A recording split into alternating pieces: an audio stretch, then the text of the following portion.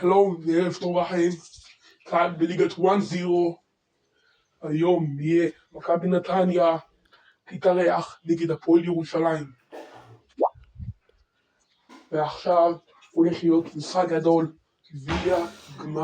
גביע המדינה בין שתי הקבוצות, שעכשיו אנחנו נגיד לכם את המקום שלהם. מקום שמיני זאת הפועל ירושלים, מקום תשיעי זאת מכבי נתניה. ועכשיו המשחק יוצא לדרך.